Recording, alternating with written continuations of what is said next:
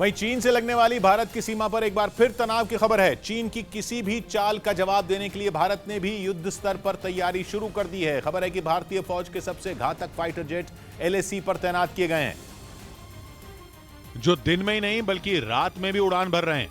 इनमें रफाल और सुखोई 30 शामिल हैं। अचानक लद्दाख में भारतीय वायुसेना एक्शन में दिखने लगी है। तैयारी ऐसी है जैसे जंग होने ही वाली हो। खबर है कि वहां वायुसेना अपने फाइटर जेट उड़ाकर अभ्यास कर रही है। अभ्यास भी ऐसा कि एक साथ भारत के जेट कई कई चक्कर लगा रहे हैं। हालांकि इस बार भी पहल भारत की तरफ से नहीं हुई, शुरुआत चीन की तरफ से हुई। लेकिन प्रधानमंत्री मोदी ने ईंट का जवाब पत्थर से देने की तैयारी शुरू कर दी। एलएसी के जिन इलाकों में भारतीय फौज एक्शन में है, ये वही इलाके हैं जहां पिछले 2 साल से तनाव बना हुआ है।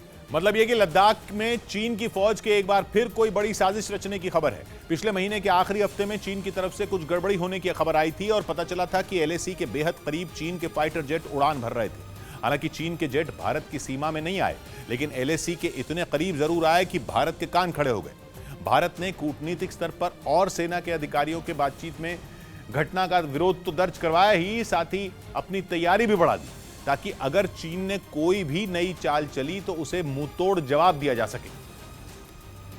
इसीलिए इसे प्रधानमंत्री नरेंद्र मोदी का मास्टर स्ट्रोक भी कहा जा रहा है। भारत कूटनीति और युद्ध नीति पर एक साथ चलता हुआ दिखने लगा। एक तरफ चीन की शरारत का कूटनीतिक स्तर पर विरोध दर्ज कराया, दूसरी तरफ चीन को जवाब देने की तैयारी भी शुरू कर दी।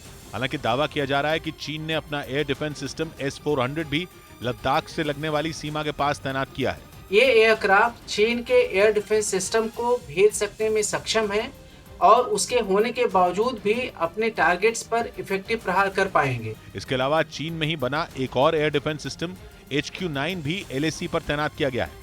इतना ही नहीं, बताया जा रहा है कि चीन की वायुसेना का सबसे ताकतवर जेट J-20 भी एलएसी के पास तैनात किया गया है। इसे भारत के रफाल से निपटने की तैयारी के तौर पर देखा जा रहा है। हालांकि दोनों देशों की ओर से तेज हो रही तैयारी एलएसी पर तनाव बढ़ा सकती है।